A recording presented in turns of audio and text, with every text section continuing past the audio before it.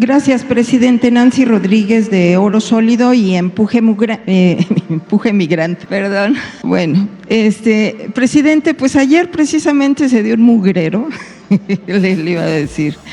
Ayer causó una reacción rabiosa de parte de medios de comunicación tradicionales, como les llama usted, el apoyo que manifestó Alejandra del Moral, ex candidata a la gubernatura del Estado de México por parte del PRI, a la doctora Claudia Sheinbaum. Incluso un conductor de MBS con palabras altisonantes en contra de Alejandra del Moral, y así a Azucena Uresti llamándola traidora, López Dóriga y otros, presidente, pero pues como no sé si usted tenga algo que comentar en relación de estas alianzas que incluso Pedro Miguel salió a comentar que en el 2018 pues se dieron muchas alianzas similares.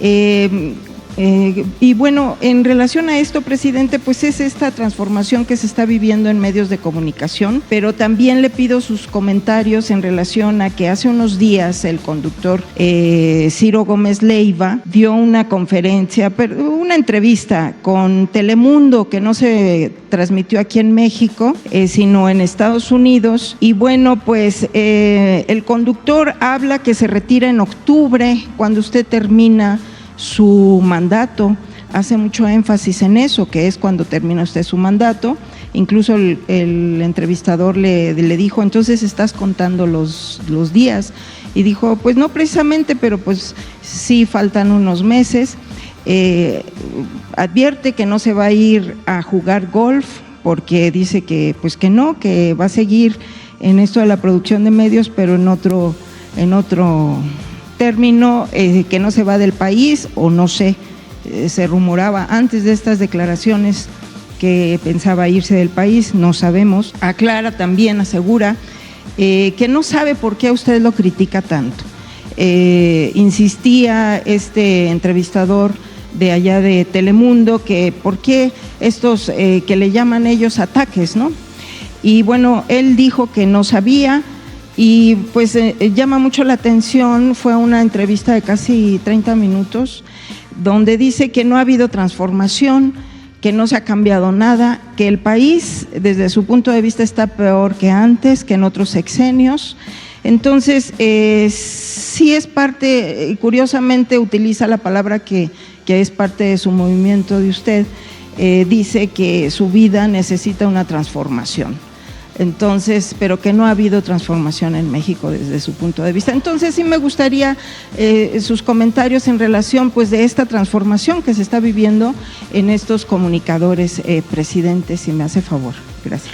Bueno, tendríamos que ir de nuevo al fondo, lo que ya hemos venido repitiendo, porque si no, no se entienden las cosas. Hay dos proyectos distintos y contrapuestos de nación, y esto lleva a que haya definiciones que sin simulación, de manera sincera, pues todos fijemos con claridad nuestra postura y actuemos de manera consecuente, actuemos como pensamos. Siempre que hay una transformación son tiempos de definiciones, y ahora estamos viviendo un proceso de transformación y no hay para dónde hacerse, como decía Juan Álvarez de manera muy coloquial. Esta ancheta, que entiendo es una tela, es tan angosta que no hay ni para dónde hacerse. O sea, ya no se puede simular, no hay cabida para la indefinición, aunque no debe de haber maniqueísmo en estos tiempos. Es muy difícil la moderación, es muy difícil el zigzagueo, el actuar en el centro, actuar de manera gelatinosa, blandengue, para que se entienda. Son tiempos de anclarnos en nuestros ideales y en nuestros principios y decir, así somos. No son tiempos para la hipocresía. Eso es una transformación. Entonces, muchos se la habían pasado muy bien sin tener que definirse, incluso engañando de que eran independientes, de que ellos no tenían partido. Se acuñó, porque eso es nuevo, lo de la sociedad civil, lo de las organizaciones no gubernamentales, los ciudadanos y candidatos independientes. Todo eso se creó, todo ese andamiaje político para ocultar el fondo de los grandes y graves problemas nacionales. ¿Cuál era ese fondo? La corrupción. ¿Cómo una minoría se apoderaba de todo lo que pertenecía a todo un pueblo, y quienes ayudaban a que se produjera esa ceguera colectiva, esa falta de toma de conciencia de lo que realmente estaba sucediendo, eran los intelectuales orgánicos y los medios de información, que en sentido estricto eran medios de manipulación, porque eran los que ayudaban a legitimar todo ese atraco, toda esa corrupción de una élite, que eran los dueños de México, que el pueblo no contaba, pero que no nos entre por un oído y nos salga por otro. No les interesaba el pueblo, no le tenían ni respeto, ni mucho menos amor al pueblo. Pero eso era una farsa, hablar de democracia, porque la democracia es el gobierno del pueblo, para el pueblo, con el pueblo. ¿Qué les va a interesar el pueblo si deciden, en el periodo neoliberal o neoporfirista, convertir las deudas de una minoría en deuda pública?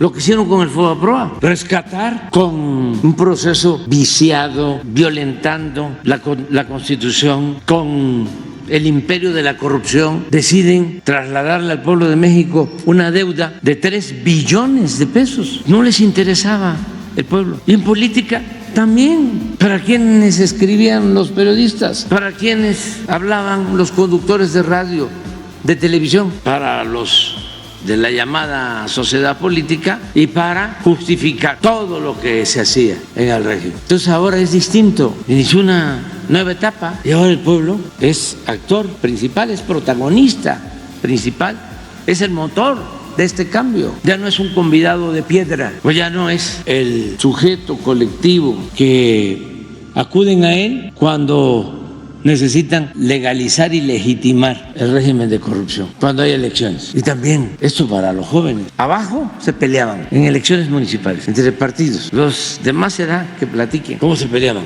Pero arriba se unían. ¿Por qué se unían arriba y se peleaban abajo los partidos? Porque abajo era la administración del presupuesto municipal, nada más. Sí, pero arriba era definir la política económica, era definir si iba a haber aumento salarial o no. Eso no lo definía el presidente municipal, ni siquiera el gobernador. ¿Qué les podía interesar a los dueños de México o a los que se sentían dueños de México? ¿Quién era presidente municipal? ¿Quién era gobernador? Lo que les importaba era cuál iba a ser la política económica, quién iba a ser el secretario de Hacienda, quién iba a ser el secretario de Trabajo. Eso era lo que les importaba. ¿Quién iba a ser el secretario de Economía? Porque es con la política federal, la política económica, cómo se pueden cambiar las cosas realmente. Entonces, ese diferendo, pues es el que lleva a que algunos no estén de acuerdo con nosotros. Y es normal también, muy normal. ¿Cómo no se va a quejar Claudio X González, hijo? Si recuerdo perfectamente cuando me invitaron en Televisa a una reunión con empresarios y traficantes de influencia,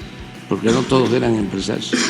Y uno de los que tomó la palabra fue el joven Claudio X González, apoyando, porque también había tomado la palabra, Roberto Hernández, el que era dueño de Banamex, ¿sí? Apoyando el que Banamex, o los dueños de Banamex, los accionistas de Banamex, no habían pagado impuestos. Vendieron Banamex a Citigroup en 12,000 millones de dólares y no pagaron un centavo de impuestos. Entonces me reclamaban porque yo estaba denunciando eso. Entonces su argumento era que habían actuado de manera legal y yo entonces hasta les concedí. Sí, puede ser que sea legal, pero es inmoral. ¿Cómo van a recibir 12,000 millones de dólares y no pagan un centavo de impuesto? Si la venta o la compraventa, si en vez de que Citigroup comprara Banamex hubiese comprado Citigroup, tenían que pagar 3,000 millones de dólares en Estados Unidos de impuesto, y aquí no pagaron nada. Y cuando dije que actué de manera moderada, bondadosa, es que ni siquiera fue legal, porque para no pagar esos impuestos se tenía que haber llevado a cabo una operación en la Bolsa de Valores, y en ese entonces Citigroup no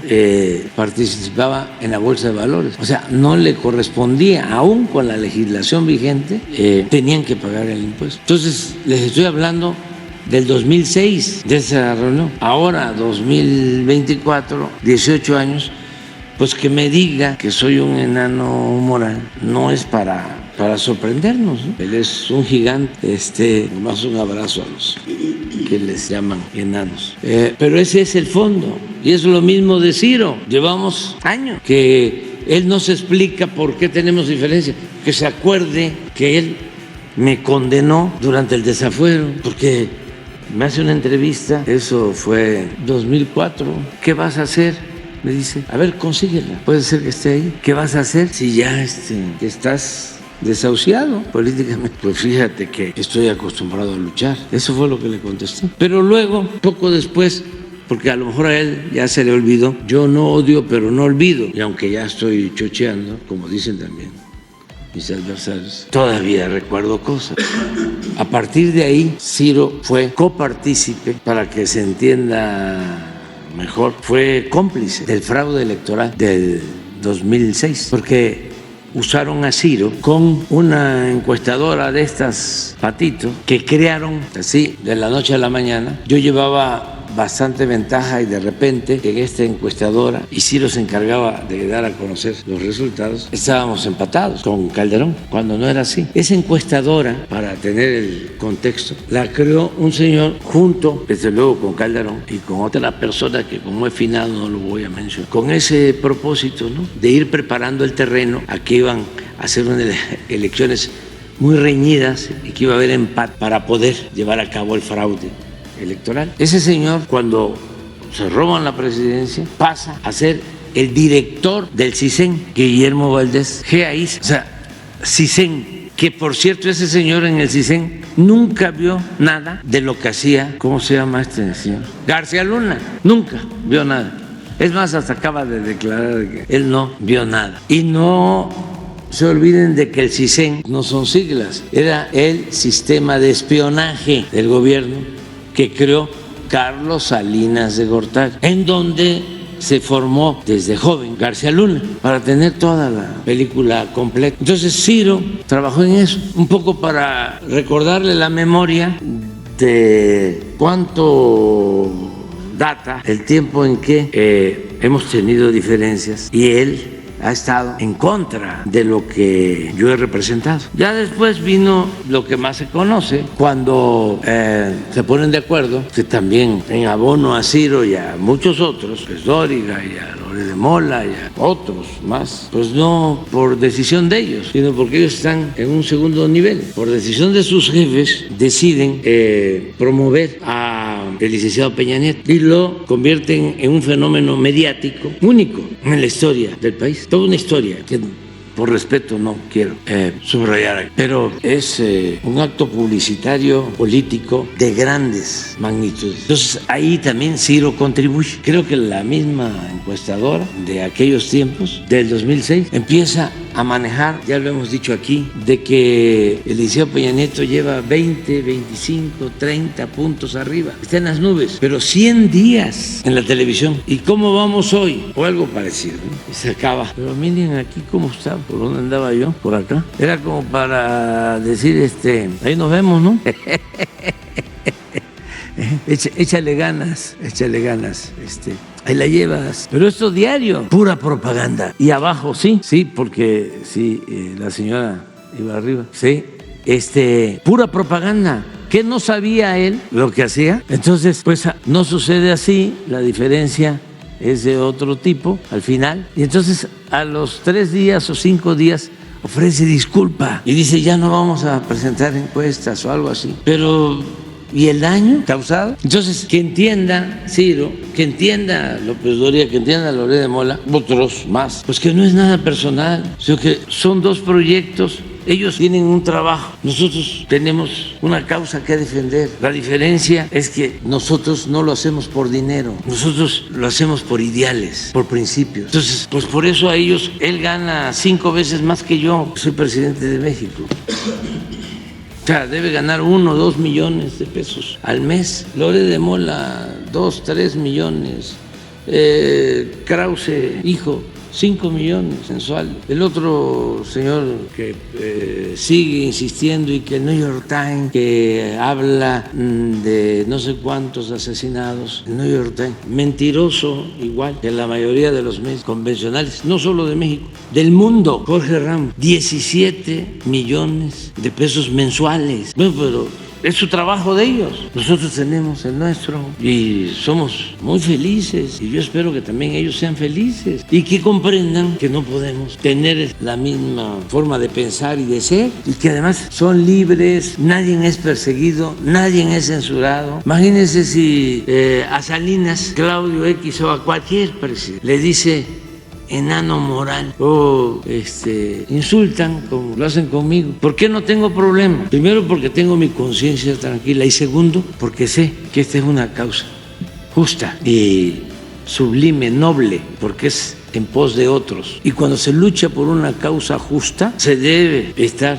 dispuesto a pagar cuota de humillación, porque todo eso se supera con la gran satisfacción que produce estar trabajando por los demás. Ese es el idealismo, esos son los principios. Entonces, eso es lo que puedo decir. En el caso de las estaciones de radio, de televisión en Estados Unidos de habla hispana, pues no hay mucha diferencia.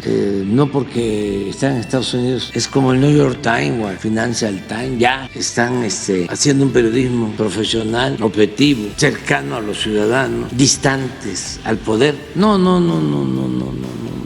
A esas televisoras también de habla hispana, pues tienen intereses, son corporaciones que tienen intereses en Estados Unidos y en México. Afortunadamente, volvemos a repetir que el pueblo de México está muy consciente, muy despierto, y por eso resistimos toda la andanada, la gran lanzada, la guerra sucia, y ya además estamos a días de las elecciones, ya nada más mañana vamos a estar aquí y el domingo ya vienen las elecciones y ya en la noche ya sabemos y van a ser elecciones tranquilas, pacíficas y vamos a volver a dar los mexicanos una muestra de mucha responsabilidad. Va a ser ejemplo, o sea, nada del México de los fraudes, eso se quedó atrás.